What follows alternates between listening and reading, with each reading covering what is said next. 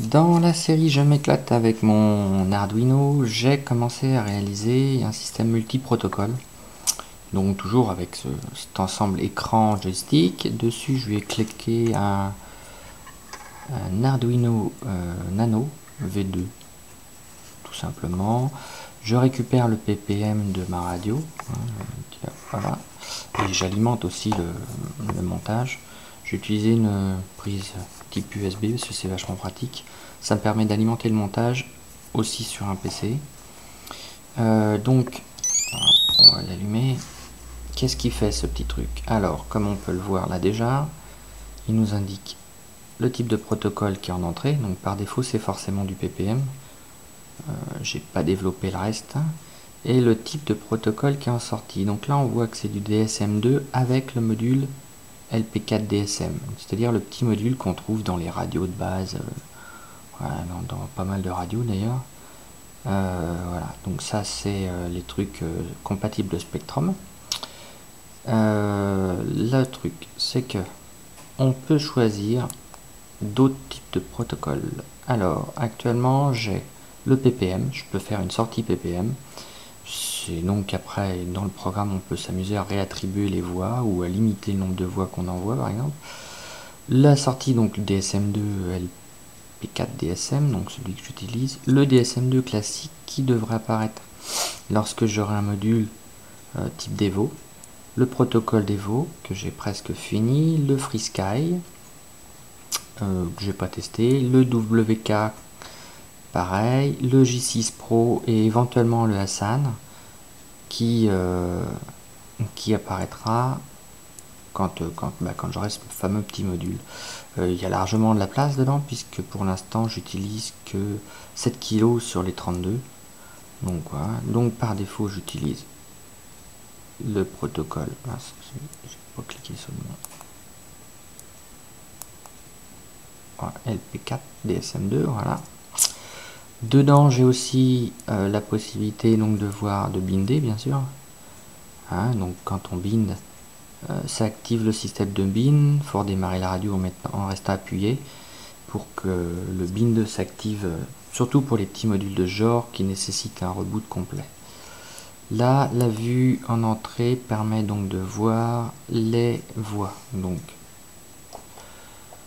est-ce qu'on arrive à voir? Ouais. Donc, on voit là, par exemple, la voix qui est N4, c'est les gaz. Celle-ci,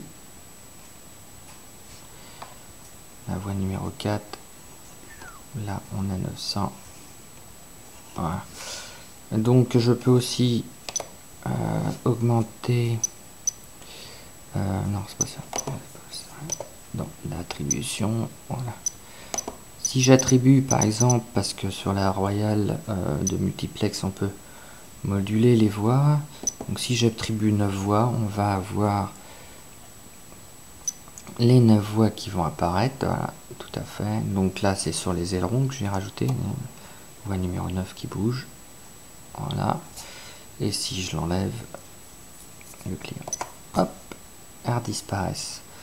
Le module d'émission supporte pas les 9 voix. Il supporte au maximum 6 voix, donc il n'y a que les 6 premières voix qui sont cryptées. C'est d'ailleurs le cas pour tous les LP4 DSM. L'intérêt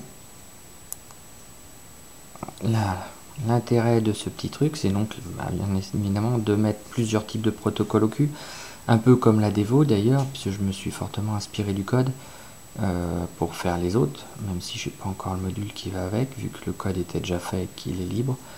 Donc dès que tout sera fait, bien sûr, je ferai pareil, je libérerai le code. C'est pas bien compliqué, hein. Quelques trucs. Donc j'ai